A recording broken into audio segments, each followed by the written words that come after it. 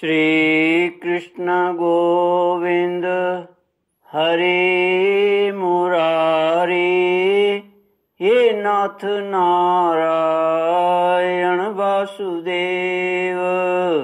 श्री कृष्ण गोविंद हरे मुरारी, हे नाथ नारायण वासुदेव। ओम नमो भगवते वासुदेवाय। ओम नमो भगवते वासुदेवाय।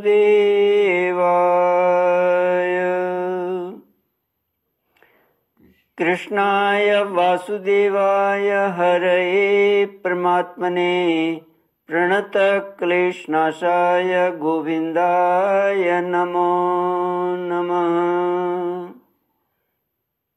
सच्चिदानंद रूपाय विश्वोत्पत्त्यादि हेतवे तापत्रय विनाशाय श्री कृष्णाय वयं नमः। सच्चित आनंद स्वरूप परमात्मा जो सृष्टि की उत्पत्ति, पालन और श्रृंगार करता है तथा जीवों के आध्यात्मिक, आदि दैविक, आदि भौतिक तापों को नष्ट करने वाले हैं, अर्थात जीवों के मानसिक, शारीरिक और भौतिक दुखों को दूर करने वाले हैं, उन श्री कृष्ण भगवान को हम नमस्कार करते हैं।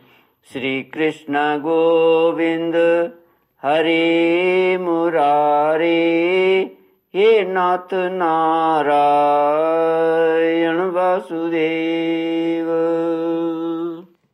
श्रीमद् भागवत दशम स्कंद अथैकोनत्रिंशोऽध्यायः। अथैकोनचत्वारिंशोऽध्यायः। 39वां अध्याय, श्लोक 31 से।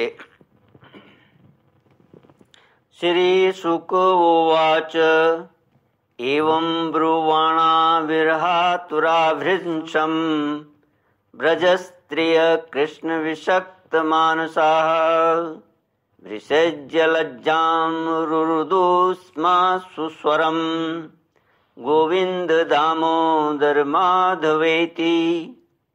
स्त्रीणामेवं रुदन्ति नामुदिते सवितर्यथ अक्रूरश्चोदयास्मास कृतमैत्रादिको रथम।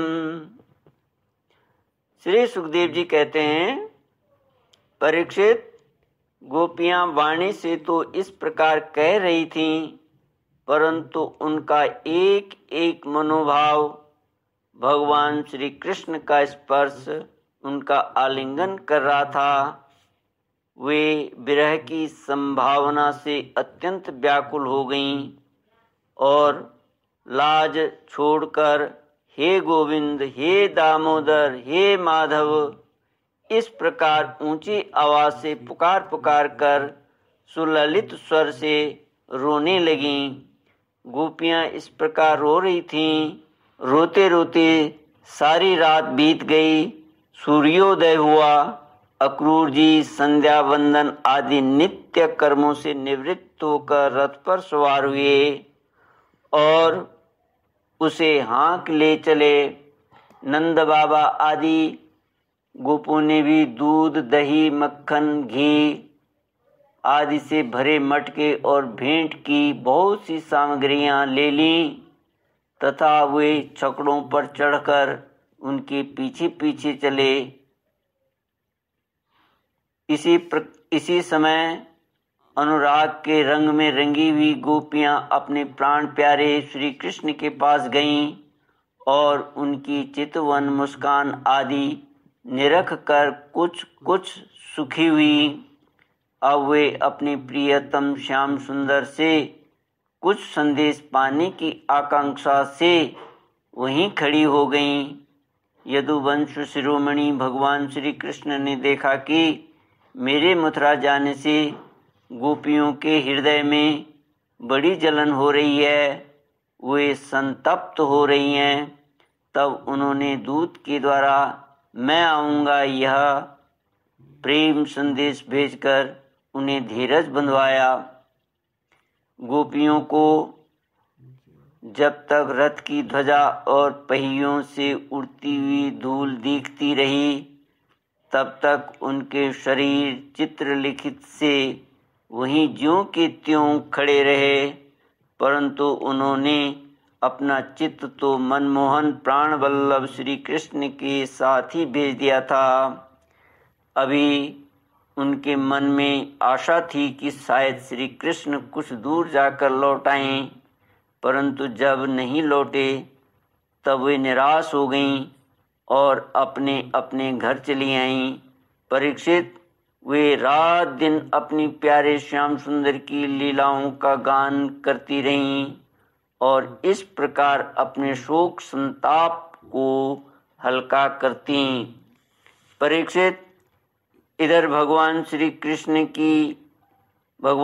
कृष्ण भी बलराम जी और अक्रूर जी के साथ वायु के समान वेग वाले रथ पर सवार होकर पापनाशिनी यमुना जी के किनारे जा पहुँचे।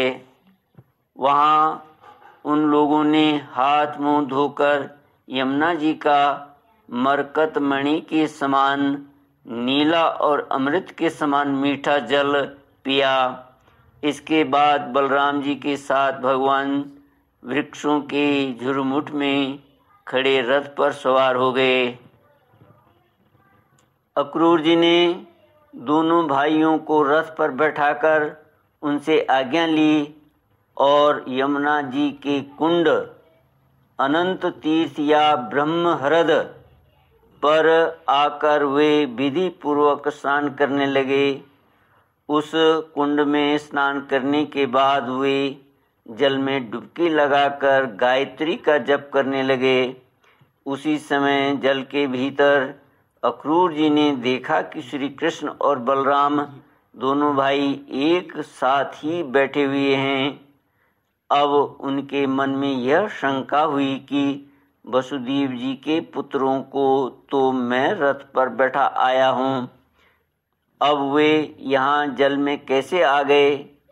जब यहाँ हैं तो शायद रथ पर नहीं होंगे। ऐसा सोचकर उन्होंने सिर बाहर निकाल कर देखा। वे उस रथ पर भी पूर्ववत बैठे हुए थे।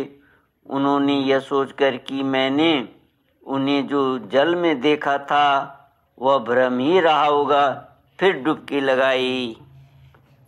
परंतु फिर उन्होंने वहाँ भी देखा कि साक्षात अनंत देव श्री शेष जी विराजमान हैं और सिद्ध चारण गंधर्व एवं असुर अपने अपने सिर झुकाकर उनकी स्तुति कर रहे हैं। शेष जी के 1000 सिर हैं और प्रत्येक फन पर मुकुट सुशोभित है। कमल नाल के समान उज्ज्वल शरीर पर नीलांबर धारण किए हुए हैं और उनकी ऐसी शोभा हो रही है मानो सहस्र शिखरों से युक्त श्वेत गिरी कैलाश शोभायमान हो। अक्रूर जी ने देखा कि शेष जी की गोद में श्याम मेघ के समान घनश्याम विराजमान हो रहे हैं। वे रेशमी पीतांबर पहने हुए हैं। बड़ी शांत चतुर्भुज मूर्ति है और कमल के रक्त दल के समान रत्नारे नेत्र हैं। उनका वदन बड़ा ही मनोहर और प्रसन्नता का सदन है। उनका मधुर हास्य और चारु चितवन चित्त को चुराए लेती है। भौहें सुंदर और नासिका तनिक ऊंची तथा बड़ी ही सुघड़ है। सुंदर कान, कपोल और लाल लाल अधरों की छटा निराली ही है। बाहें घुटनों तक लंबी और हृष्ट पुष्ट हैं। कंधे ऊंचे और वक्षस्थल लक्ष्मी जी का आश्रय स्थान है। शंख के समान उतार चढ़ाव वाला सुडौल गला, गहरी नाभि और त्रिवली युक्त उदर पीपल के पत्ते के समान शोभायमान है। स्थूल कटि प्रदेश और नितंब हाथी की सूंड के समान जांघें, सुंदर घुटने एवं पिंडलियां हैं। एड़ी के ऊपर की गांठें उभरी हुई हैं और लाल लाल नखों से दिव्य ज्योतिर्मय किरणें फैल रही हैं। चरण कमल की अंगुलियां और अंगूठे नई और कोमल पंखुड़ियों के समान सुशोभित हैं। अत्यंत बहुमूल्य मणियों से जड़ा हुआ मुकुट, कड़े, बाजूबंद, करधनी, हार, नूपुर और कुंडलियों से तथा यज्ञोपवीत से वह दिव्य मूर्ति अलंकृत हो रही है। हाथ में पद्म शोभा पा रहा है और शेष 3 हाथों में शंख, चक्र और गदा, वक्षस्त्र पर श्रीवत्स का चिन्ह, गले में कौस्तुभ मणि और बनमाला लटक रही है। नंद, सुनंद आदि पार्षद अपने स्वामी सनकादि परम ऋषि, पर ब्रह्मा, महादेव आदि देवता, सर्वेश्वर, मरीचि आदि 9 ब्राह्मण, प्रजापति और प्रहलाद, नारद आदि भगवान के परम प्रेमी भक्त तथा 8 वसु अपने परम प्रियतम भगवान समझकर भिन्न भिन्न भावों के अनुसार निर्दोष वेद वाणी से भगवान की स्तुति कर रहे हैं। साथ ही लक्ष्मी, पुष्टि, सरस्वती, कांति, कीर्ति और तुष्टि अर्थात ऐश्वर्य, बल, ज्ञान, श्री, यश और वैराग्य, ये षडैश्वर्य रूप शक्तियाँ, इला, संधिनी रूप पृथ्वी शक्ति, ऊर्जा, लीला शक्ति, विद्या, अविद्या, जीवों के मोक्ष और बंधन में कारण रूपा वैरंग शक्ति, ह्लादिनी, संवित, अंतरंग शक्ति और माया आदि शक्तियां मूर्तिमान होकर उनकी सेवा कर रही हैं। भगवान की यह झांकी निरख कर अक्रूर का हृदय परमानंद से लबालब भर गया। उन्हें परम भक्ति प्राप्त हो गई। सारा शरीर हर्षावेश से पुलकित हो गया। प्रेम भाव का उद्रेक होने से उनके नेत्र आंसू से भर गए। अब अक्रूर जी ने अपना साहस बटोरकर भगवान के चरणों में सिर रखकर प्रणाम किया और वे उसके बाद हाथ जोड़कर बड़ी सावधानी से धीरे धीरे गदगद स्वर से भगवान की स्तुति करने लगे। श्री कृष्ण गोविंद हरे मुरारे, हे नाथ नारायण वासुदेव। इति श्रीमद्भागवते महापुराणे पारमहंस्यां संहितायां दशमस्कन्धे पूर्वार्धे क्रूर प्रतीयाने 39चत्वारिंशोऽध्यायः। ओम पूर्णमद पूर्णमिदं पूर्णात् पूर्णमुदच्यते पूर्णस्य पूर्णमादाय पूर्णमेवावशिष्यते। ओम शांति शांति शांति। हरि ओम। श्री गुरुभ्यो नमः। हरि ओम।